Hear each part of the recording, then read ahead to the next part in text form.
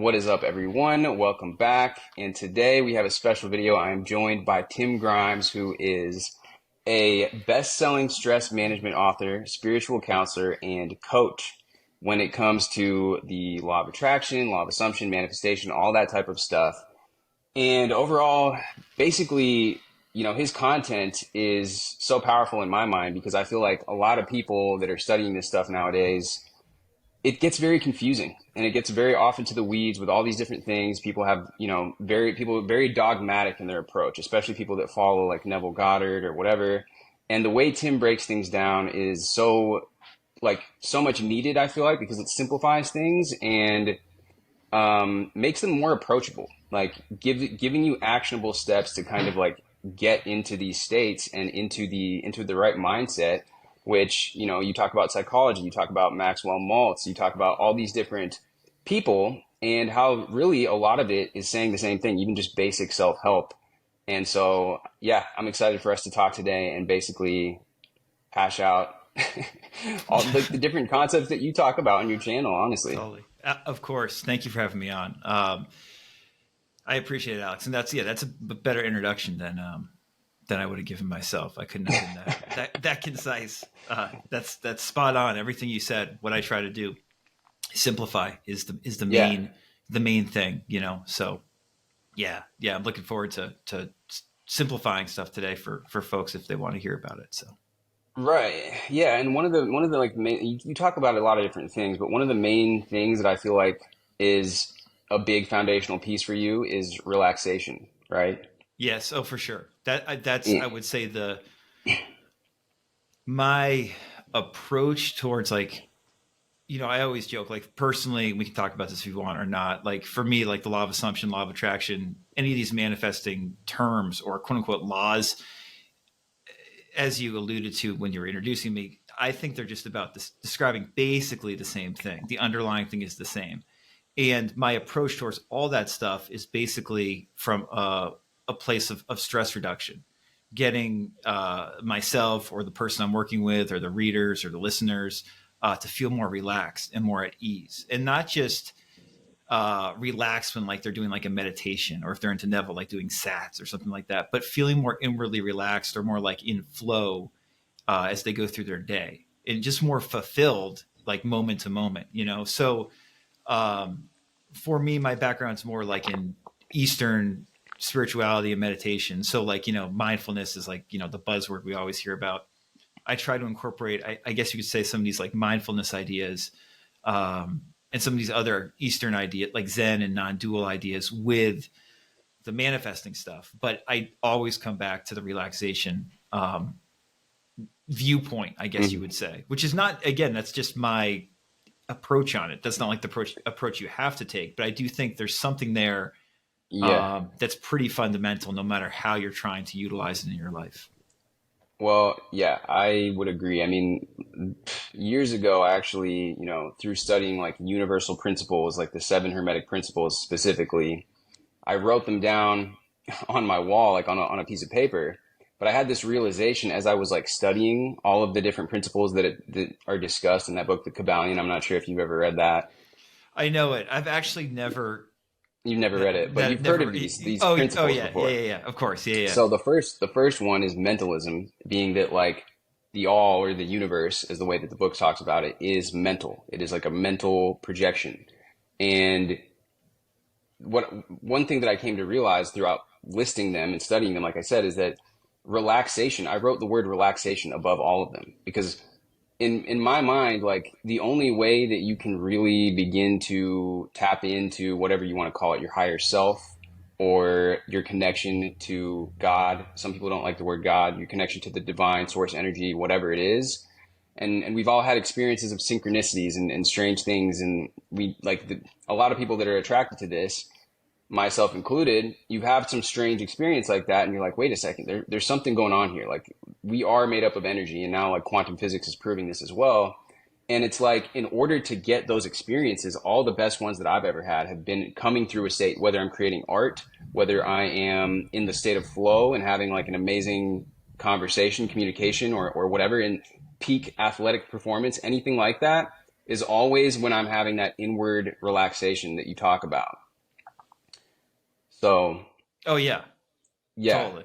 That's it. I mean, that's the whole thing. When you think about when this stuff tends to work best for people, it's usually in that state, Hmm. which you could argue is already a kind of like a fulfilled state.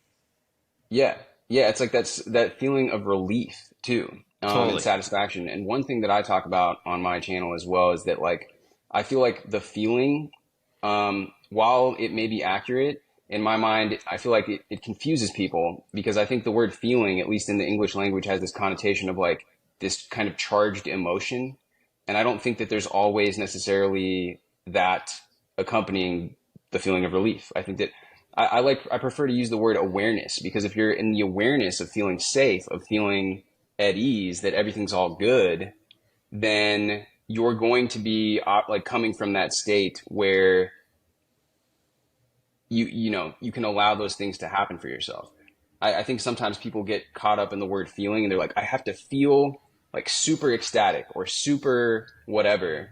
And sometimes I feel like that because if you notice too, like when you get your desired thing that you want, you might have a little bit of those emotions, but it kind of fades. Like you're not necessarily walking around in this like nirvana, like ecstasy. Right, this blissful state, it becomes Yeah, normalized. You know what I mean? And it right. feels really good and fulfilling. But it's much more as you just described it. Usually, it's much more of like, oh, I have this now. This is nice. There's a sense of relief. There's a sense of ease. Hmm. It's like I have this now. You know, it's not like, oh my god, I have this new car, and every time you get in the car, you're like, oh my god. You know, Hmm. the orgasm fades for most people, I think, at least. You know, and so yeah, that trips people up all the time. I mean, these terms on social media, all these terms are so confusing because they're all used so much. You know what I mean? So it's like when Neville said feeling is the secret, that was a great saying, like, and that summed up so much. But now we've heard it so many times, it's very easy to, to have it not mean the same thing as perhaps he meant it to mean.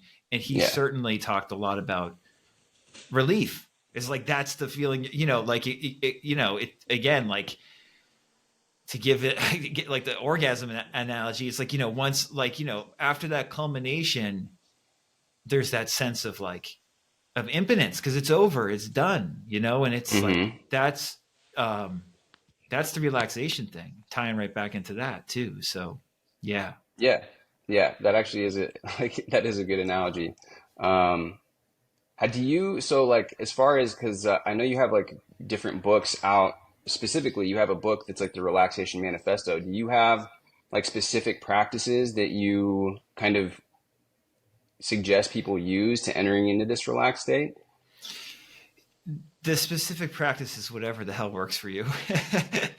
Okay. I mean, there's a lot of hacks. I have a short guide called The Joy of Not Thinking, Hmm. which people can find on Amazon. And it, I share my favorite hacks there. And like on my channel, I have a playlist of, I think it's like free seminars is the playlist title. And in a lot of those seminars, I share some of my favorite ways of getting into that relaxed state. But those are my favorite ways. Everybody is different.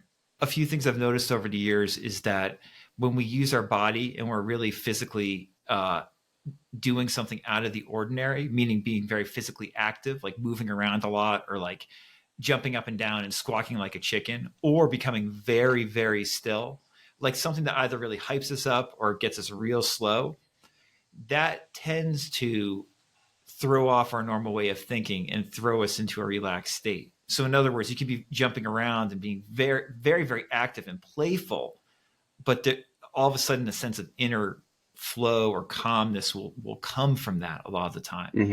Hmm. Um, Something else that I recommend people do a lot of that works well for a lot of people is speaking out loud. Not like, I mean, affirmations can be great, but I usually mean more like speaking out loud very informally. So it's almost like if you feel agitated or stressed, you speak out loud to that voice in your head that's agitating you. And you'll find if you speak out loud openly and irreverently and informally to yourself with a strong out loud voice, that voice in your head will usually calm down and relax itself. So that's a good one as well. And then, yeah, I mean, I talk all the time about just like sitting, like I have a meditation Zen background, um, which kind of turned me off from formal meditation for a number of years because I meditated for so many years. And I think it's the way that people talk about it is ridiculous a lot of the time. But just the act of like sitting and not judging yourself, and relaxing into like an easy chair or like lying on Hmm. bed, just doing that for 5, 10, 15 minutes, really good. Yeah. That's one of the things I do now is like, I still like, I, especially over the last year or so, like I just sit down and I have my eyes open now. I don't even close my eyes. I have my eyes open because I want to just be there. And I just allow myself to be, honestly. Like, and I do Hmm. that for, if I do that for 10 or 15 minutes, it almost inevitably calms me down. It doesn't mean I'm like totally chill, but it means I'm a lot Hmm. more clear usually and feel a lot more grounded than I did 10 minutes prior. When you're just kind of sitting in the silence or the stillness, do you find that that kind of chatter of the mind kind of starts to go off? Like, do you have a way of kind of, for people that, I feel like for me myself, when I've been told just, just sitting or just meditation and like watching my thoughts float by, Yeah. it's hard for me to kind of calm Oh yeah. that mind. That's meditation, man. It sucks. Yeah. Yeah. What a waste of time. Yeah, no, I mean, that's why like it doesn't work well for a lot of people. I have a Zen background and that's what they say. It's like you're sitting for a week, 8, 10, 12 hours of meditation a day. And the whole time this mind is just going, going, going. The monkey mind. You're like, what is this? Yeah. So, um, traditional meditation, how it's described, does not work well for a lot of people. When I say don't judge yourself, I think that's the key. It's like, if you get into these ideas, these principles, and you're already kind of into this manifesting stuff, if you just allow yourself to sit, and it's not like you're trying to be upright or like follow your breath or do anything, you just allow yourself to be there, and you notice all this crap coming through. And like, I Hmm. think what happens for a lot of people, um, is things do kind of just, I don't want to say slow down. That's too dramatic. But like, I think Abraham Hicks gives this analogy of like, the fan or something like that. And Ramana Maharishi always gave that analogy too, like the fan spinning, but if you turn off the fan, it's going to keep on spinning and spinning, but eventually it's going to slow down. I Hmm. guess that kind of happens, but it sounds too dramatic when I say it like that. I mean, I think it's more like you allow yourself to be with the shit and you don't try to change it for 15 minutes a day and you're just grounded in it. Um, I don't know. I'd be curious if you did it for a week, if you noticed Yeah. like changes or something like that in terms of how you felt about it. I've been advocating it strongly, on my channel for like the last 6 months, like this very straightforward approach. Um, I think it's helpful when you use it intelligently alongside some of these other manifesting tools. Like just the simple sitting and just like the non-judgmental sitting. Like, Yeah, I mean, like, so for yeah. instance, like I have a book that came out, at the end of 2023 called Money Your Friend, and it's like there's two very simple habits in there to improve our outlook towards money because most of us have a Hmm. shitty relationship with money. Even people who think they have a good Yeah. relationship with money usually have a bad relationship. There's a lot of negativity there for most of us. So the first habit in the book, which I suggest people do for like 30 days, is you write out like a statement. You could say it's an affirmation, but I just say like a statement on a piece of paper of something you want. It's like, what does Alex want? You think about it for a moment. You don't think hard about it. You just think of it. You write it down. Then you say it out loud, and you close Hmm. your eyes for a moment and you see if you connect to the feeling, right? And you might connect to the feeling because it's something you really want and the desire is good. But then afterwards, this is why the habit's interesting. Afterwards, I say, stay with that nice feeling if you connect to the feeling as long as you want, right? But once that's gone, or if it never comes up, if you just say it and you can't connect with it, you just sit there, on your couch or in your chair, and you just allow yourself just to sit there after having that statement, you know, stated out loud. Allow yourself just to sit there and see what happens, and don't judge Hmm. yourself. And because Yeah. shit's gonna come up, especially if it's in regards to money or something like that. But what's interesting is the conscious mind loses track of itself in a way after a while. And that in just that, so you might be sitting for 10 minutes, you're like, this is stupid. This is like the predominant thought pattern is like, this is dumb, I'm wasting my time. And then Yeah. like you'll get distracted momentarily or whatever, and there'll be like just maybe a little gap for a second or what have you, and that's when the insight comes. Like, and that's, I think, the value too of something like just sitting, because when we realize we are not what we are thinking, Yeah. something happens, you know. Yeah.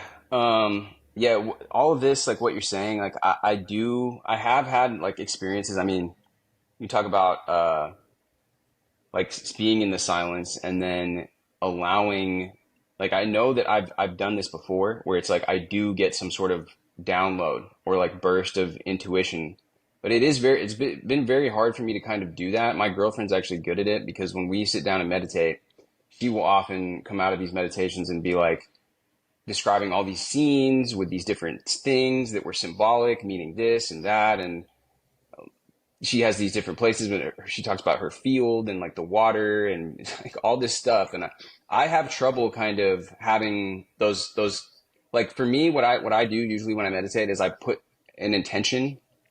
I like start the meditation with an intention, and then I kind of allow myself to visualize and see what comes up for me as as it unfolds. And, you know, there's different, like varying degrees of success that I have with that approach. But yeah, I would love it if I could simply do that, like, and then allow me to kind of like communicate with that higher dimension of myself or whatever you'd like to call it. It's definitely been tricky for me. One thing that I've been doing lately or giving a try is like Andrew Huberman, who's like a scientist. He has like a really Mm-hmm. popular podcast. Yeah, yeah, Have you heard of him? yeah. Yeah, I'm you've heard of sure him. everybody. Yeah, he's like Yeah, yeah, yeah. bigger So than he talks anybody these about days, right? NSDR, like non-sleep deep rest, which I guess is like the same as like yoga nidra. Which again, there's all Right, these different words for it, but it's right. essentially like a body scan. So it's like a progressive relaxation where you like tense or you focus on, you know, the different parts of your body from your head to your toe or vice versa. And I found that that has actually been helpful as far as like getting me into that relaxed state. And then also they do things which is like deep breathing, obviously breath work. And there's a thing that you can do which is like a double breath, which is to make sure that your diaphragm is completely filled up with air because most people are breathing very shallowly. But all those things have been helpful as far as like getting into that relaxed state.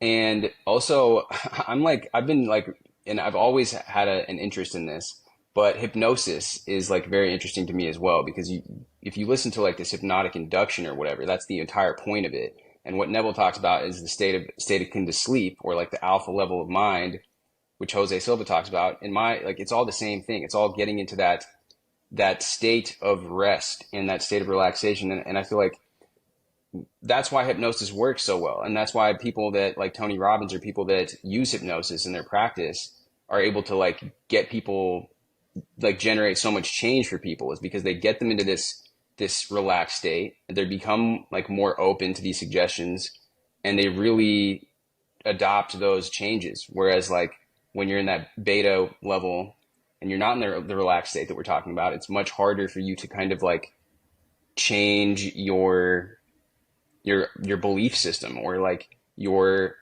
habits or the story that you're constantly telling yourself about yourself and the world around you. Um, Uh, do you oh go yeah. ahead? No, I mean that's so well said. I mean, so that's like, um, I love how you shared your various personal, you know, practices and methods. Mm. So I one thing I would say is you can try. Do you do it usually with your eyes closed when you're doing? Yeah, yeah, I do. Yeah. Keep them open. Okay. See what happens Yeah. if you want. I mean, I'm just these are No, just, you know, just I'm throwing it I'm open. I'm open to trying that. like Yeah. don't you could, this is just a different option, and the options you described are all I mean, they're all excellent options. But if you feel like, because I'm kind of the same way, I like let the visualization take me usually. Like I don't, like I just see what comes up when I close my eyes. I found it more grounding in a good way. I felt God more when I keep my eyes open now and I do these exercises. Like I find it actually keeps me more um, present in the best sense. And if I want to visualize, that's different. But like, yeah, just that's just a different way. So the hypnosis thing, that's actually, I would say, a key part of what I talk about. Emile Coué is my favorite manifesting teacher, and Coué is one of the great hypnotists slash healers of the last 150 years or what have you. But he basically said all this manifesting stuff is just self hypnosis. Yeah. And I very much believe that. I don't want to say it's all this way, but generally speaking, what we're talking about when we're talking about SATs or these various really amazing techniques has something to do with hypnotizing ourselves. And like our imagination and body can do incredible things when we are in this state that is self-suggestive and where we feel empowered at the same time. So yeah, that's like one of the things I'm most fascinated in. I have a podcast called Law of Attraction Explored, and like especially like the first 20 or so episodes, that was a constant theme that I was talking about, was just like basically like reality is hypnotic, basically. Yeah. And that the more we recognize how hypnotic it is, the more that we might become amenable to being like, all right, well, I'm basically hypnotizing myself whether I like it or not. So I might as well figure out how I can hypnotize myself in a more fulfilling way than I am right now. And that's what Coué explains so well about how we imagine incorrectly, basically. And then Neville, Neville was very influenced by him, as was a lot of, the New Thought teachers from the 20th century. So. Yeah. Yeah. I love like the way, you talk about like the lack of effort, and that's what like Coué talks about. Like you don't like get your willpower so that you don't want your willpower involved while you're kind of like doing this. And exactly like, I don't know if have you heard of John Kehoe? Yeah, I have. Yeah. I love his teachings as well as mind power, but he talks about how like, yeah, like unfortunately the outer environment just happens to be really, really negative. So we're constantly being basically like brainwashed or hypnotized or whatever you want to say, like influenced in this negative way. And so it's like up to us to, change the thoughts that we're entertaining, change that storyline, change what it is that we choose to focus on. And we have to then, positively brainwash ourselves, positively hypnotize ourselves. These words have like weird connotations because people are like negative connotations, and even hypnosis itself like gets a bad rap because people are like, oh, it's like this mumbo jumbo, the guy spinning the thing on the stage. And it's just, it's unfortunate because I noticed, and I was talking to Naya about this too, but you've got all these like guided meditations on YouTube now, which are essentially just like hypnosis. Of course. It's like people don't want to write hypnosis, I guess, because again, hypnosis has this kind of weird like thing around it, for whatever reason. But it's a loaded term. You know what I mean? Yeah. People think of mind manipulation and the guy on the stage and stuff like that. Yeah. But like I guess the first I found out about Emile Coué by reading like Think and Grow Rich and Napoleon Hill's books. And I would argue also that like that's what the entire that book is about as well. I mean, the book is called Think and Grow Rich, and it's about how to change your thoughts. It's about he goes into autosuggestion, which now on YouTube everybody calls robotic affirming, and my most popular video is about robotic affirming, but autosuggestion is the same thing. And the entirety of, I feel like, of Think and Grow Rich, what's cool about that, and with actual self-help people, is that they go into the other practical steps that are involved with getting what you want out of life. I mean, and that's why I feel like I was drawn to the stuff that you talk about on your channel as well, because I feel like if you go on like the Neville Goddard subreddit or any of these places where people are just talking about law of assumption, people are just it's like an echo chamber of repeating the same thing of like take no action and all this stuff. And it's like, if you really look around, if you're honest with yourself, anybody that you see that's achieved success, they all use this stuff, right? There's so many interviews with Michael Phelps talking about how he uses visualization, and his coach, Bob Bowman, talking about how they do it all the time, and affirmations and all these principles that we talk about. But he's also going up and showing and training every day and doing the laps too. You know what I mean? Taking the dreaded action. Exactly. He's not just sitting on a mountaintop, like meditating about it. And the same thing, like Kobe Bryant talks about how he used visualization. Jim Carrey talks about how he used like all these like, and I would argue even people that like don't actually talk about it. I mean, anybody that's achieved stuff, like you have to be able to envision it, put out that intention. I mean, that is the way that reality works. And so I love having like more of a holistic approach to these concepts because although Neville Goddard has become like the trendiest person to talk about for whatever reason, I noticed you talk about yeah, it's cool that you're familiar with all these people because I noticed you talk about Vadim Zeland's work as well, and I feel like he's another person that has again John Kehoe, Vadim Zeland, Emil Coué, all of these people have very much like approachable ways with methods to actually kind of get this stuff to work. And in transurfing, he talks about the pendulums, right? Yeah. And like one thing that I talk about a lot on my channel is like, and I've mentioned this many times, but there's like this overexcited, super attached, frothing at the mouth, like I need this so bad. The other side, you have this like avoidant, anxious, avoidant, fearful. Oh, Right. I don't know if I'm worthy of that. It's like too much. But then in the middle, you have that calm, relaxed state that we're talking about. Because what is the person that's naturally, if it's normal and natural for you, you're not going to be on either of these extremes because those are both symptoms of it not being normal and natural, right? And the way that you actually get into alignment with that goal that you have is that relaxed approach, like walking towards the goal. And Vadim Zeland talks about like move your feet, like slowly take steps towards the goal while visualizing it, while entertaining the thoughts of the positive. And that's what John Kehoe talks about as well. He's like imprint your subconscious mind and I don't know. So there's so many different ways that you can look at it, but I love how a lot of those other teachers they have like actual tools that they give you in my mind that are much more approachable and like for a normal person to grasp and utilize than like what Neville talks about. Yeah, I mean that's so well said, and I completely agree with you. I think it's pretty fascinating. First of all, it's just really fascinating how similar in a cool way, as you just alluded to, like all these different teachers are, and how they point to the same things. And Hmm. yeah, I would argue that a lot of the self help teachers, um, are basically talking about the same thing. And of course, successful people, two things. Successful people that we know about, generally speaking, they take massive amounts of action. Hopefully it's inspired Yes. action, but Yeah. they take massive amounts of action.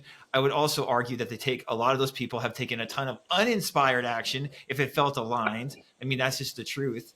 I put something, I was briefly back on Neville's subreddit a couple of weeks ago. I put a post about action on there, even more gentle than the way we're talking about it now, and people just lost their mind because people are so theoretical on that sub, and there's a large subset just in the manifesting community that are very theoretical, and that's great. You can be theoretical up to a point, but for most people, um, you're going to be doing practical things, and so many of these teachers talk about the practical things that can help you, and they're talking about the far out stuff. I know we both like Maxwell Maltz. Like Maxwell Maltz, psycho cybernetics, like he talks about a bunch of way far out stuff there, but he's also talking about failing your way to success. And like Mm.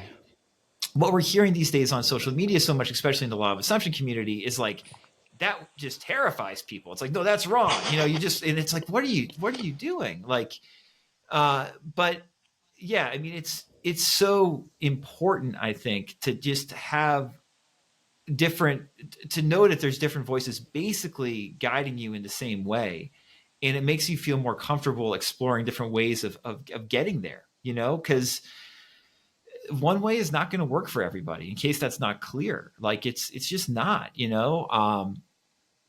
but there are these underlying principles, or whatever you want to call them, that seem to connect so many of these great teachings, and that Mm. if we're honest with ourselves, and we want to have like an open conversation with others, we can do it. Because I mean, it's like kind of obvious in a way, and I'm honestly still baffled that it's not more obvious, that there are not more people just talking about it the way we're talking about it right now, and like linking this with hypnosis. You know what I mean? Like, and like Michael Phelps taking action, like that's like, like these are not crazy things. Like this is how it actually works in your life, whether you know anything about this stuff or not. I always tell people, what made you feel fulfilled and like kind of in flow state before you knew anything about manifesting?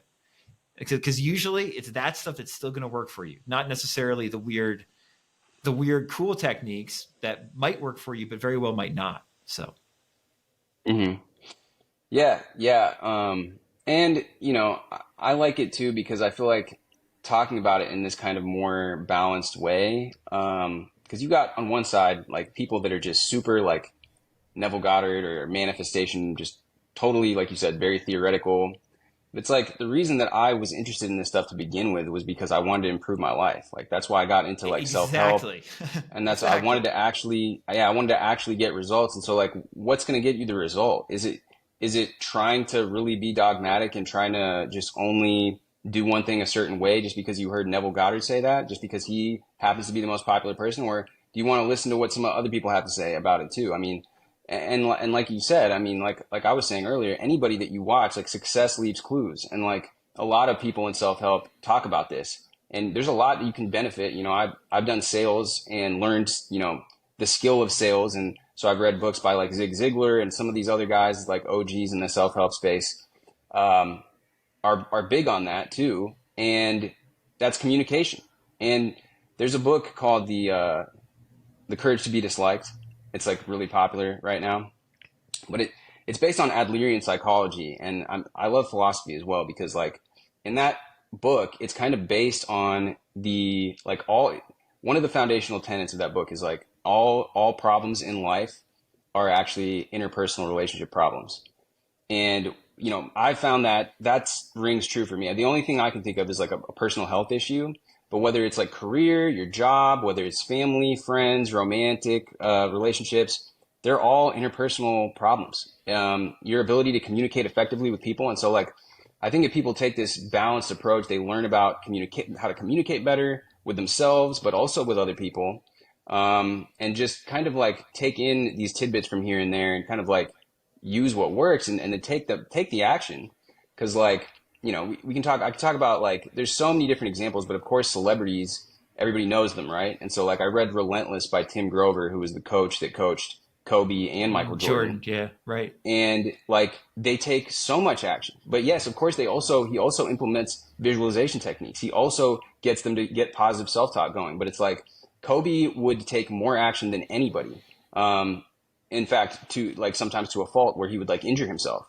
And I think that there's a lot there as far as like I don't advocate like hustle culture necessarily, because I feel like there's a balance, but that's why I'm talking about like a balanced approach, like taking action but also in a way that's smart. And that's what fascinates me is like the people that are able to achieve success by working kind of like smarter and not harder, so to speak, by like whether it's a musician or whether it's an author or somebody that just kind of taps in to that like collective consciousness, gets that download and is like, oh, this is the right thing that like is going to resonate with people at this moment in time. Kind of using the principles from that book Ikigai, which is like something that I'm good at, something that I'm passionate about, and something that the world also needs. And that idea like really fascinates me because I feel like that is a path that people can kind of just take and really find fulfillment in like so many areas of their life if they can kind of do that. And I don't know, maybe I'm going off on a tangent with this, but No, not at all. I mean, that's the yeah. thing. It's like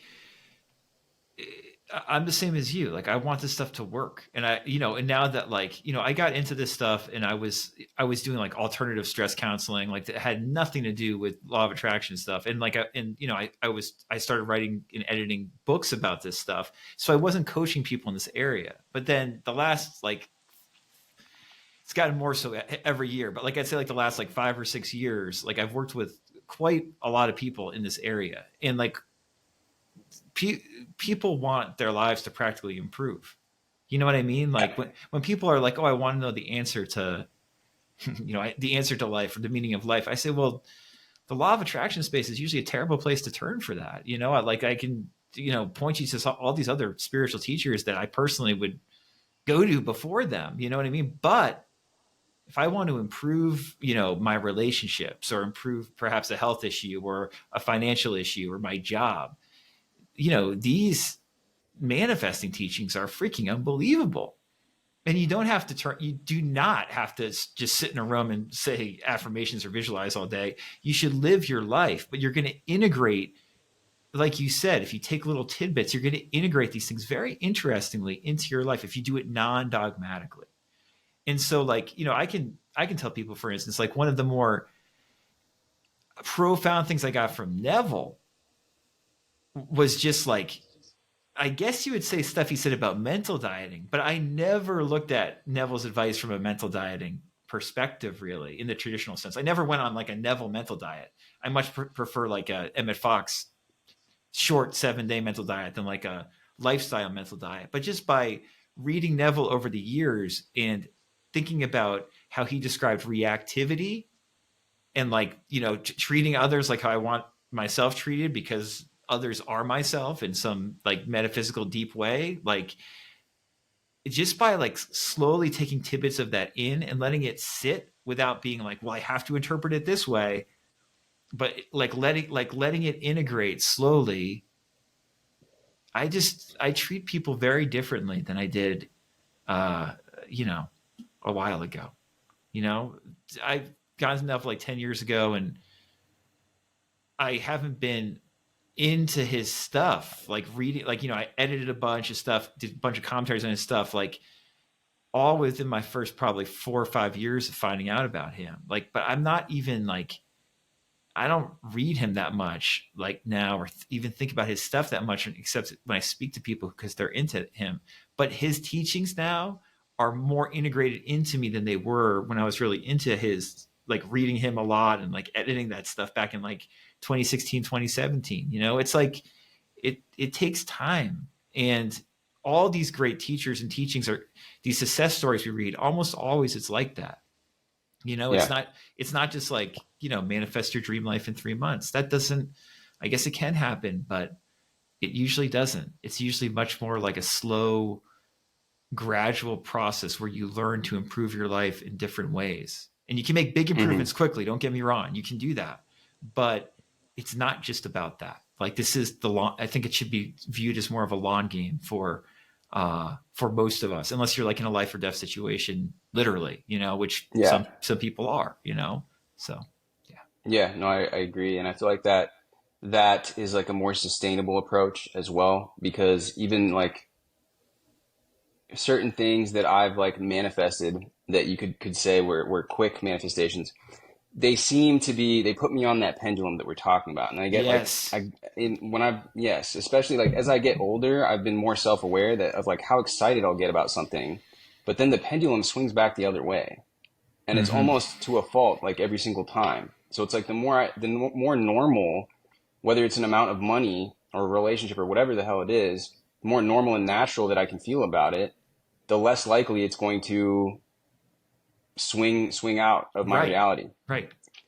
Yeah, Yeah. that's such a great point. Yeah, and I find that too. Like I usually, like when I find out about something that really excites me or something exciting happens, I'm like, all right, I have to wait till I want to calm down.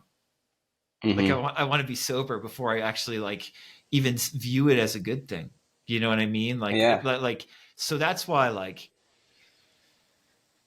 yeah, geez, it's sobriety and being in the present is freaking great, and then you can think about what you want, and then like, you just get, I don't know. I mean, I'm such a boring person. Like, I just get so gratified. Like I'm just sitting there looking out the window or whatever, Hmm. and that's it. Yeah. And That's my practice. You know what I mean? Like, yeah, it's you know, nice. one of the first spiritual teachers that I like uh came across was like Eckhart Tolle. And that's like one thing that's so powerful about his like practicing the power of now is like, yeah, just being present. And then, he never formulated it in this analogy that I'm talking about of like the super different types of emotions, but like just by reading his book, it's like, or listening to him speak, it's like he's just emanating that super, super calm presence and talking about like the pain body, which is like, this state that you get into that's super reactive and you get triggered and it's actually causing all of these other things that happen to you.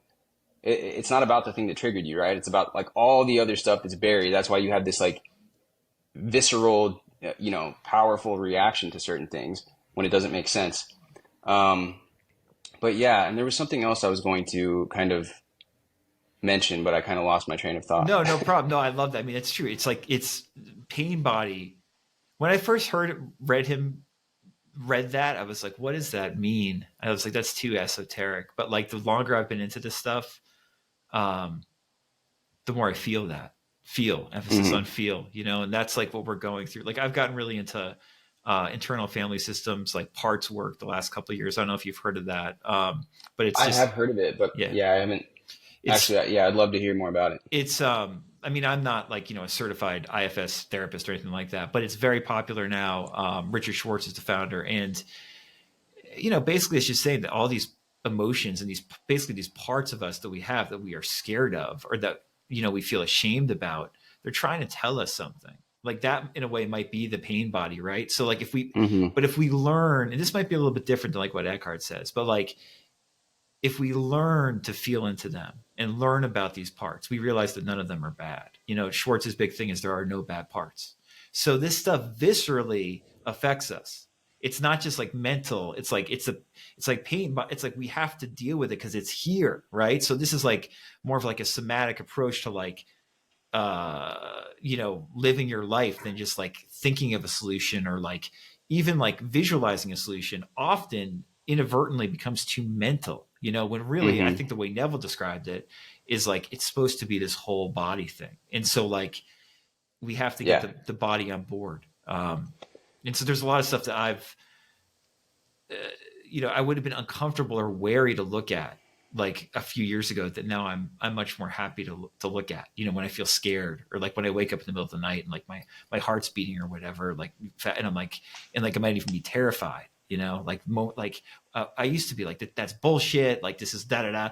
It's like, that's not bullshit. It's telling you something. It's telling you where you're at right now. And, Hmm.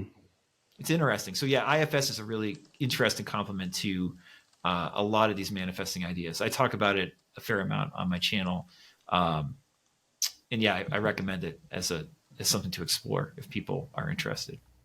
Yeah. Sorry, I just like got reminded of what I was thinking about earlier based off something Great. else that you had said, which was you were talking about like the golden rule, like treat others as you want to be treated. Yeah. And I'm not sure what out of Neville's teaching was it everyone is you pushed out that kind of like got you thinking along those lines, or what specifically from Neville? Yeah, Yeah. No, that kind of so thing. well, no, I mean it's funny. I mean this is again, um, me being very, I guess you could say, familiar with Neville's work, and at the same time just baffled by how it's interpreted today. Like everyone is you pushed out is it was a cool saying when he said it, right? But he talks about the Hmm. golden rule all the time, especially in his like throughout his work. Like it's You know all what? that's What's crazy though is like I've read his work and I don't actually consciously remember him ever talking about the golden rule. yeah, it's there. So If maybe you it's like I just gets lost because of like the way that he's talking about things. But I do find that like I love his teachings, but like sometimes it's just like it's too much. It's like all of his the flowery like poetic yeah, metaphorical language is just like is confusing to me. yep. But go ahead. No, no, totally. We could talk about this, and get some good comments on the Well, YouTube yeah, channel. what I was like thinking about with that is like so the golden rule I just, yeah, like the idea that we're all connected and the idea that you putting out an intention and then there's quantum physics has like the split, what is it, the observer effect where they put the particles through that slit. Have you heard about that? Yeah, I have, but I don't understand And it it's well like, enough to. yeah, Yeah, yeah, yeah, yeah. Well, anyways, like observing reality basically is like having this effect on reality, right? And that's what, so Vadim Zeland talks about external intention.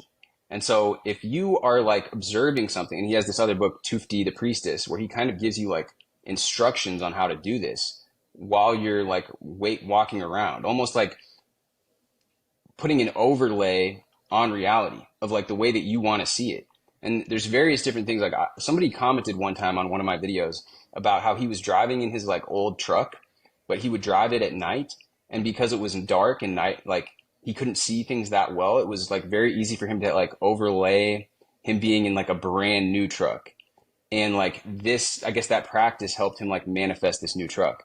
But anyways, like not to get like too off track. Basically, like the external intention thing, Vadim Zeland gives an example in the book, right, where he's like, and this is something that I've been fascinated about, like coming up with different examples of how to do this.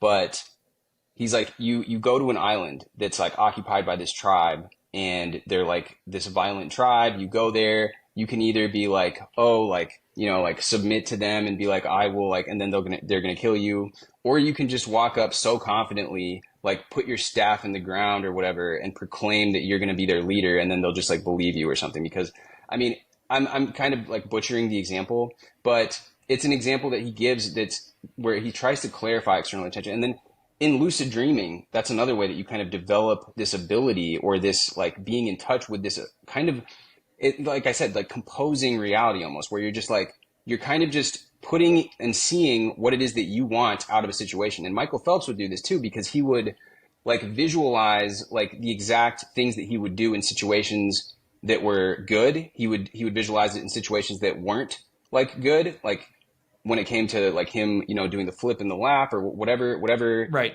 instance it was. And he would imagine all these different scenarios where he's like behind, where he's winning, and he would imagine it in third person, first person. But I think that like it's fascinating, and maybe, this is getting too technical, but I think that like that ability to kind of create, and if you can get in touch with that and through lucid dreaming or whatever any of these things that I'm talking about, that could be a really good way of kind of developing that ability, just being in touch with this version of reality, or this timeline almost, if you will, that you're wanting to bring to the forefront. Because, there's other teachings. Frederick Dodson talks about parallel universes of self, and how, there's all the, and so does Vadim, that there's all these different timelines, right? Yeah. I mean, for me, it's like that, like the timeline thing, like I don't understand a lot of it, like just on like a practical level. Like, but I definitely like when Neville talks about, in my opinion, a lot of it, and this is what I think Vadim's talking about in a way too, for sure. Like, and Mhm. I've never really read Dots, and I know who he is, but I've never really read him, so I can't comment. But um, Neville's talking about like just this weird psychic shit that we all have. I mean, Neville Mhm. would say that's all that there is, which I frankly disagree with. But like, there's all these weird psychic capabilities that can be cultivated that people have known about in some shape or form for eons. Um, and like, that makes so much sense to me. Like the guy driving at night in his car and imagining it's a new car, it's very easy because it's all like yeah. Yeah. Like it's there's all these different ways to play with our minds and imagination. And like what all these teachings are saying is like our imagination is much stronger than we think, than we rationally Hmm. understand. And one thing I would say is like, one reason that like I'm like, oh yeah, Neville talks about the golden rule all the time. Like what a lot of people don't understand these days is like they're like, this is like a golden age for manifesting stuff. It's like, dude, like the new age movement, and especially the new thought movement, like Neville is not considered like a traditional new thought teacher, but like the new thought movement was like flourishing in the first part of the 20th century. And there's all these teachers, very like Christian mystic based, talking along the same lines. I mean, Neville's probably the most far out there, in terms of like the meaning of reality and how everything's just your imagination. But like what he's saying is like not that different than like what Emmett Fox is saying, like what Florence Scovel Shin is saying, what H. Emily Cady, who I love, who's a little bit earlier, like what she was saying. Like there's all these teachers basically getting to the same point, but using like this very mystical Christian language, um, basically saying that like the golden rule is how to live your life, and if you live live with the golden rule, your life is going to get better. Like and that's Like that treat others as you like to be treated. exactly, like that's it. And Yeah. it's also just like Christianity 101. I mean, not just Christianity, but I mean, like, so many world religions, like just, yeah, treat the other person how you yourself want to be treated. And like, if we Yeah. want to use a little bit of Laban Neville stuff, it's like, well, you're just projecting yourself out onto everybody else. You can take that as literally or metaphorically as you want. Um, but yeah, I mean, Yeah. So there's are you kind of extrapolating that out to then, so like for yourself as well, kind of envisioning the way that you would want reality to treat you? Or how are you kind of like making sense of that, as far as, because like I think that that's a great rule, like absolutely phenomenal rule, to treat others as you want to be treated. But let's say like going back to what I'm talking about with the intention thing, let's, if we want to use another example of this, what I think is like external intention, the way that Vadim Zeland talks about is like the placebo, right? It's like you take this pill, you think that and because you're putting out that, like, you're observing that into reality, you're like, oh yes, like this is going to heal me. Like I've been told that this is the pill that I need to take that will heal me of my ailment. And then you get healed. Cause yeah, like how do you reconcile, I guess, the golden rule with kind of like what I'm talking about? The I mean, honestly, like the real answer for me is it's Kuei talked about all this stuff. It's just Mhm. Kuei was the most, Kuei said this has nothing to do with religion. Yeah. Or anything spiritual. He says, we just don't understand how powerful our imagination is. And he basically, Kuei is like the best example I know of like a Christ-like teacher, like talking about this stuff in modern times.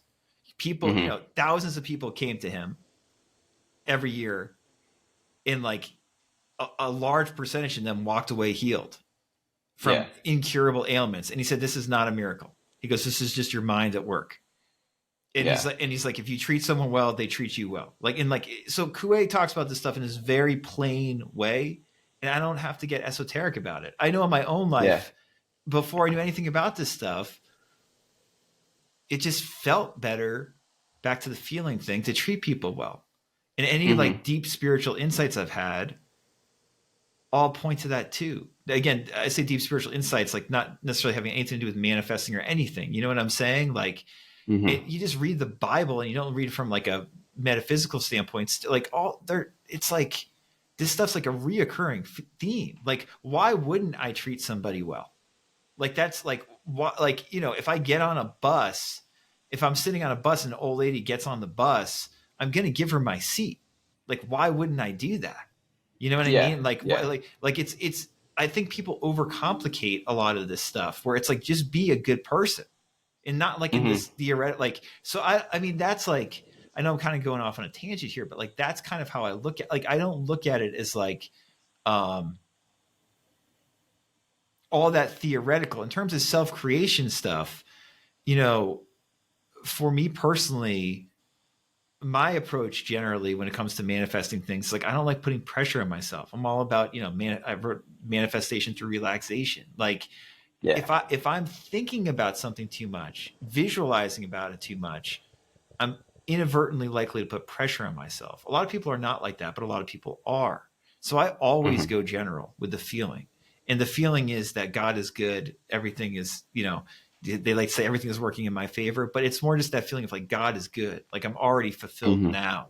The fulfillment is already Yeah. there. So that's my approach. I usually do not, these days, I don't do much visualization exercises in general. Like, just because they never consistently worked for me. I think like I have a very vivid imagination, but like it, it works against me a lot of the time if I'm trying to focus it too much. Yeah. Like Yeah. That's I like interesting. Maxwell Maltz's recommendation, for instance, of like creating a quiet room to go where you just get to like decompress and relax with your imagination. Um, that's a much more forgiving usage of visualization, the stuff that like Maltz talks about in psychocybernetics, I think, compared to some of these other teachers where it's like, well, you have to imagine this in a certain way in order for the fulfillment Yeah. to happen. I just don't think that works for a lot. It works for some people for sure. I'm not saying it Yeah. doesn't, but I would say for the majority of people, I hear all the time. And if you go on like the Neville sub too, even like, it's like, well, I can't visualize. I don't know how to visualize. Yeah. Like, I can't do it. And some people can, they can't do it. And you can definitely train your mind in a certain way to get better and better at it. But if there's all these other hacks, including Kue saying, listen, if I say apple, you think of an apple, you're visualizing it right now. You don't have to do anything else beyond that. Robotic Hmm. affirming, like, Sammy Ingram, what she's talking about, you say the thing over and over again and you're thinking of it. That's the whole point. Like, it automatically triggers something. It's not the willpower of saying it over and over again, which you want to avoid. It's just if you say something enough, after a while, it gets into your mind imaginatively. And there's no like vivid scene or anything like that. I'm going off on a tangent. I'm getting Yeah. amps now, No.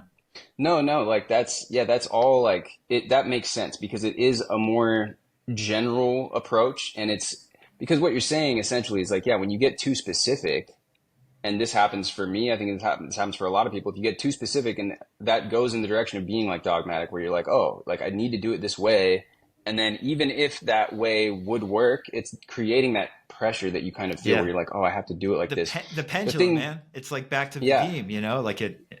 right. The thing that is interesting to me is hearing, like, for example, again, like Michael Phelps talk about the specific visualization that he uses and how he had success with it. But it's important to keep in mind that it's it's so tough because for him, he's imagining something so specific because and Novak Djokovic talks about this too with tennis, but it's like if you're imagining like acing a serve, that's such a specific thing that your mind and even your logical mind will consciously grasp and be like, yes, I did this right, right?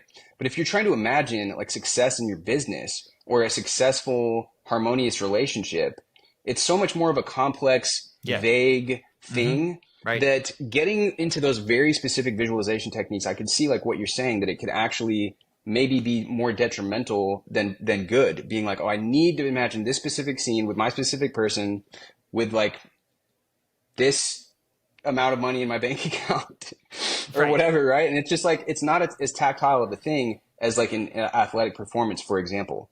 And so, yeah, I think it's really interesting. So big disclaimer here, or not, or just caveat is like, I love like Neville's techniques I love reading on the sub, like specific stories that I know are true where people utilize this because some people are yeah, great at it. And like, what's interesting, I have a playlist of just Neville's instructions from 5 lessons, me breaking down his instructions. What's interesting is for most of like Neville's famous Sats advice, if you actually go to the source, his fucking excuse my language, but his instructions are so freaking good. hmm They're actually very succinct. And what he says is get to that point right after get to the point where someone's basically shaking your hand or like it's like or like yeah, yeah, you got the ace or like there's like a hmm visceral feeling. So in other words, it's hmm not like, oh, I have the money now, I've got the wife, I've got the house. It's more like, your father, you yeah. feel his hand in yours. That 1 second, and you loop that over and over and over and over and over again, and you get the visceral sensation, and then it's over. You've hmm got it. And Yeah. this thing is like I've done that because I'm actually like I am in a way like an okay visualizer. When I was into Neville and I got into him, of course, like most people, I'm like, oh, I'm gonna visualize, having $200,000 in my bank account. So I did that. I looped that stuff. I felt it. But then Can I ask you after like how specifically did you just imagine the numbers on the on your I computer screen imagined, or if I remember correctly, something was like the receipt, like you check, you yeah, get like at the bank, yeah. right, you pull the thing out and you have the number was there. It wasn't too. It was Yeah, like yeah, yeah. it was some random numbers, like Well, $56,000. But the point is, yeah. I did it. I felt it. It never happened like that. That number never came up in the next year or two. It was like it was because I started to think about it afterwards. I didn't plant a seed and let it go. Yeah. I started to hmm worry about it. Like Yeah. that's what self sabotages people. Like is Yeah. that for a lot of us? Yeah. I agree. I agree. And it is like that is a good point as well. I mean, if you can really just let go to the scene and like you said, just set it and forget it. I was just talking to, like I mentioned before, Naya, and she has a background in witchcraft because that's what she was taught when she was young by her mother.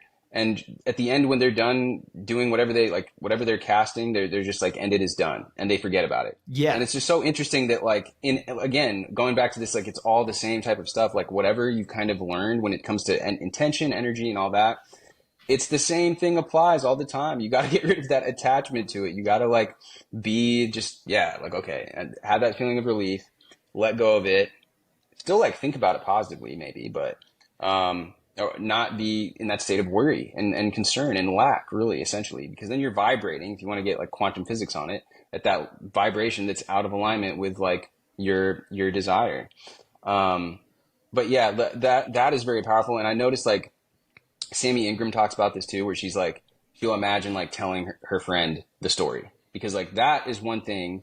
You do that conversation with your friend or whatever, where they're like, "Oh my gosh, you're a master of manifesting." Like she has that one thing, right? And it's just like, yeah, that makes so much sense because that is something that anybody can just. It's an easy one to do. You don't have to think so hard about like what specific scene. You just loop that your friend is congratulating that you've achieved this goal. And for a lot of us, like we're not in as tactile of a world in certain ways as we used to be. Like Neville talks about feeling the $100 bills and Right. stuff. It's like we don't even feel $100 bills, so it's like we get confused. So I've tried like visualizing like Stripe payments or PayPal payments, but a lot of the stuff that you visualize now is like interfacing on a phone. So I feel like it's Right. also Flat. less I know. tactile, and Yep. so I think like having that conversation, imaginal conversation, is probably like a really good route to go if you're wanting to do, a sats scene. Yeah, I mean, a lot of people have said like hearing it is more powerful than Hmm. like feeling. And then, Yeah. I mean, again, Neville also, like in Five Lessons, he makes this explicitly clear, and in all of his earlier work, because you can just say it.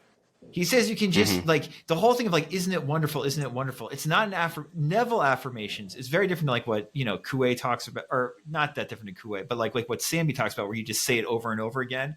I know like when she's having a conversation with a friend, that's a little bit different. That's more Neville-esque, but traditional Neville, if we want to say it that way, you're saying like, isn't it wonderful, or thank you, or oh, it happened, or whatever. Like you're saying it for a few minutes just to it's the same thing. You're looping that. You're looping the thank Hmm. you. So it becomes visceral. Joseph Murphy talks all about this too. And it's like when it becomes visceral and it's like thank you, thank you. Like for some people hearing their own voice and it's like, oh, I believe it now. As soon as you believe it, drop it. It's done. That's the whole idea, Hmm.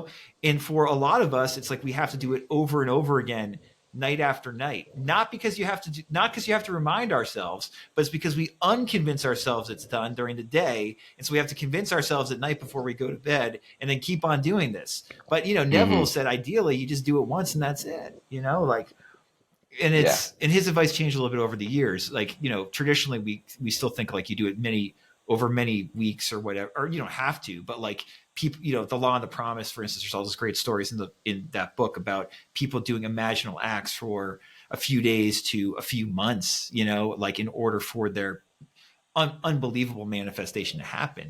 But Neville said, Hmm. listen, really, you just plant it once and it's done. So yeah. Yeah.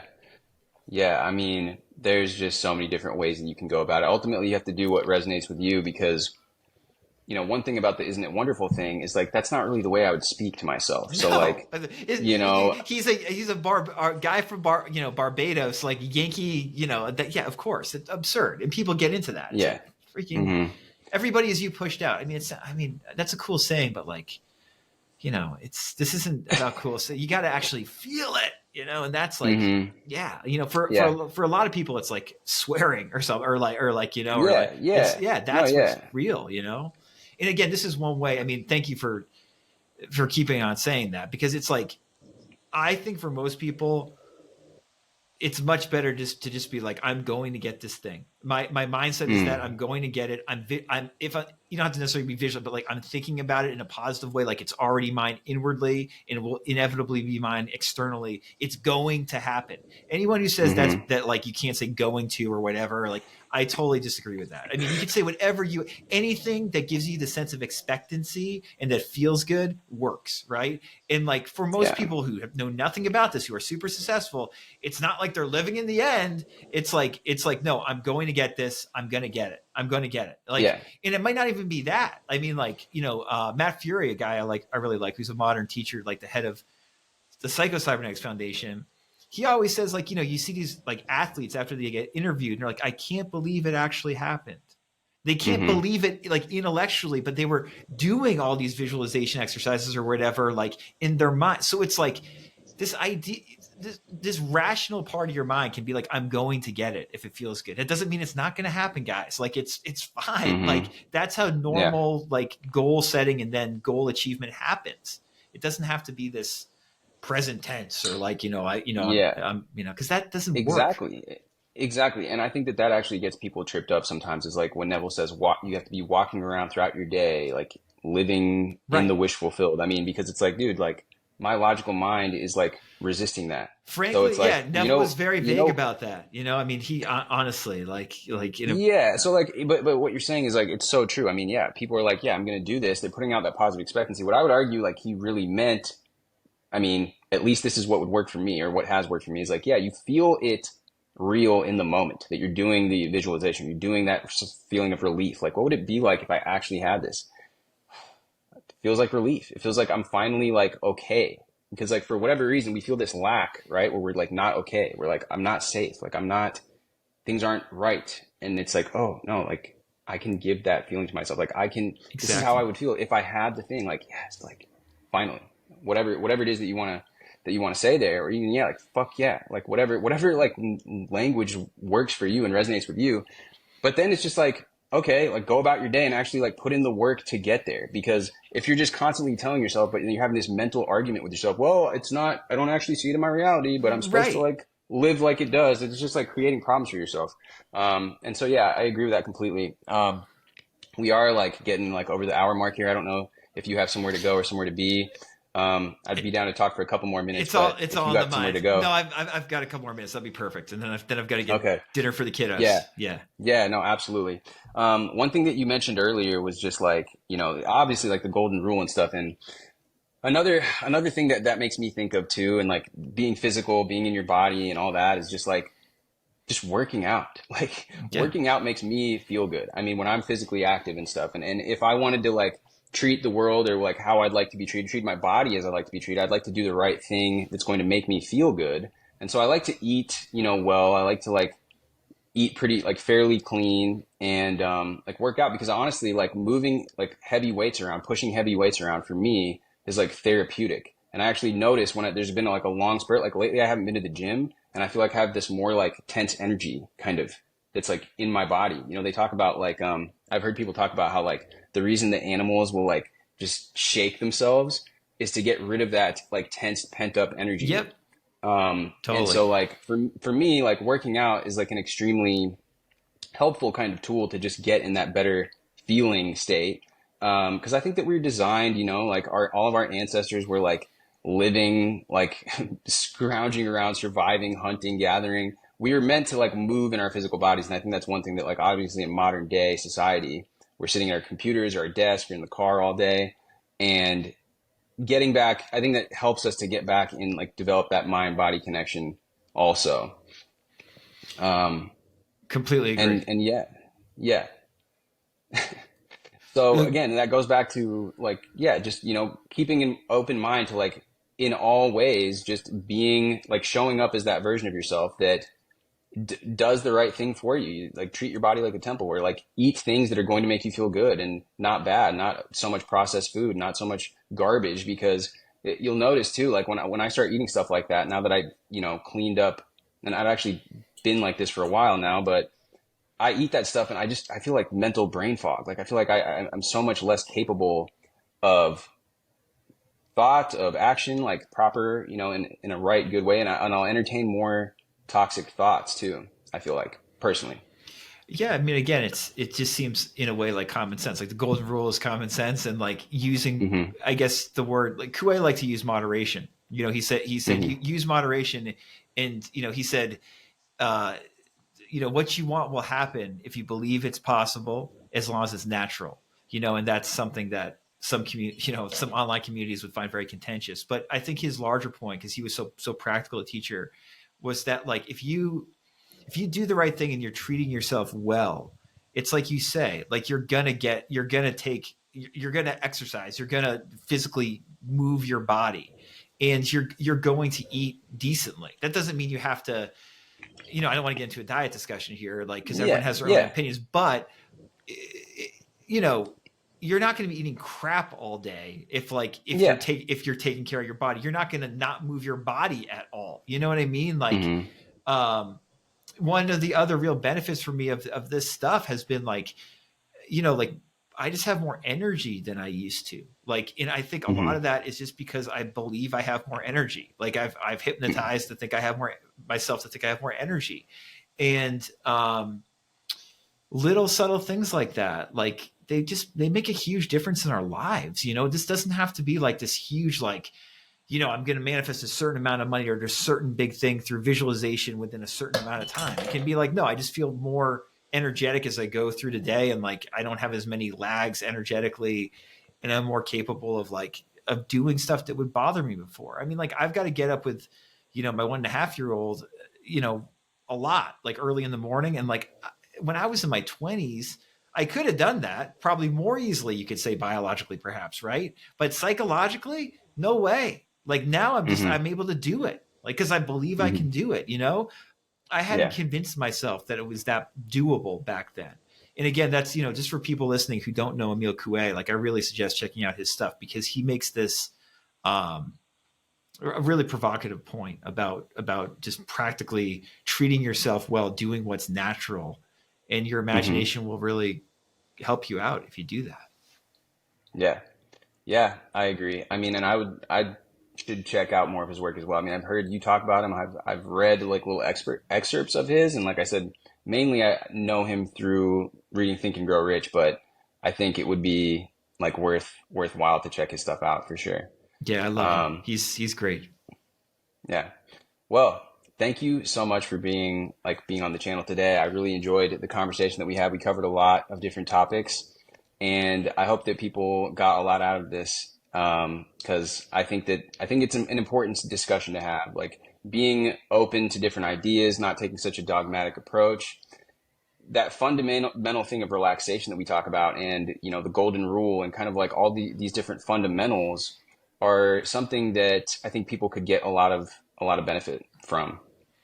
Thank you, Alex. I mean, that's Yeah. I love this conversation, and yeah, I mean, it's crazy you have to say that, but it's like that's what it's just yeah, just understand that like there's a lot of people out there applying the stuff in a good, sane way, like because sometimes I feel like online, like it gets so hyped up, and we forget about these core things like the golden rule, relaxing more, treating yourself better, treating other people better. If you tie like these cool manifesting ideas into that, your life gets better. Like, yeah. So Yeah. I loved having this conversation. Thank you again for having me on. Yeah. Yeah. Yeah. Awesome. Thank you so much. Well, everybody, thank you for watching. Leave us a like. Let us know what you thought about this in the comments below. Hit me with a subscribe, and I will see you guys in the next video. Bye, everybody.